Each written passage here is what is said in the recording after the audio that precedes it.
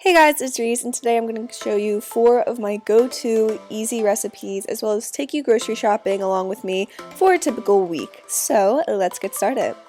First thing I do, of course, is always have my list when I'm grocery shopping. It tends to be around the same, and today I'm shopping at Aldi. I prefer shopping at places like this because they bulk a lot of items, which makes them cheaper, especially when it comes to fresh produce. The typical weekly haul would of course include bananas. I like to go with 2 types of fruits just to snack on and always have as an option to eat, greens, and 2 types of veggies. Now I'm just going through and picking what I want. I'm going with some apples and oranges. I grabbed some mixed greens for salads and to put on the sides of meals. And I also really like berries, raspberries, blueberries, all of that. They're super easy to snack on and they're so good.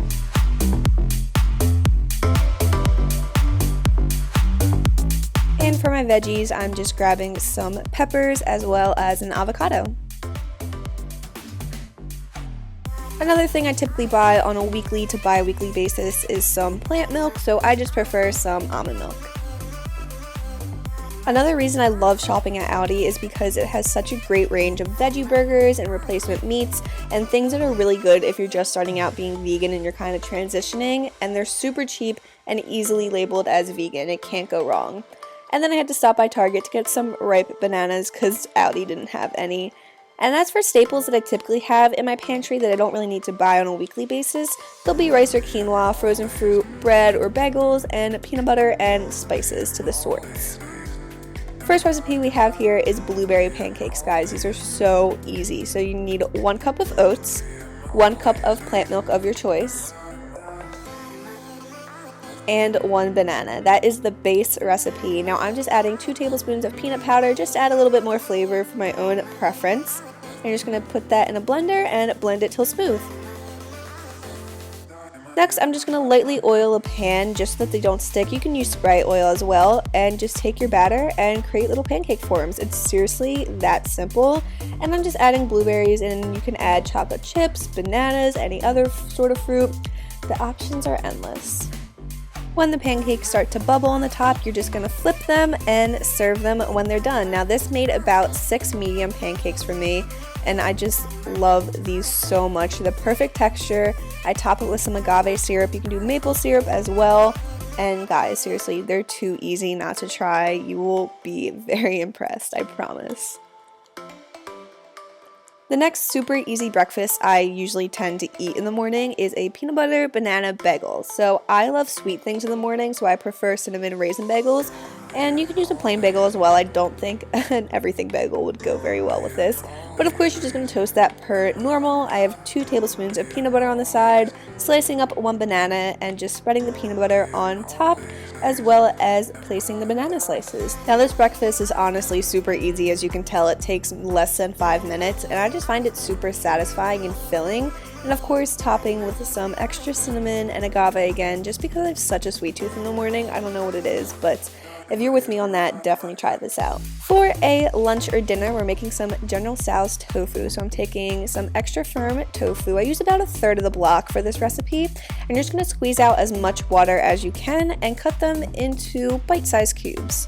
Now I'm going to place the cubes into a pan, no oil or anything like that, just so that it kind of dries them out and gets them crispy. Moving on to the good part, which is the sauce, you're going to need 2 teaspoons of cornstarch, 2 teaspoons of any oil. Sesame oil is preferred to get a nice flavor.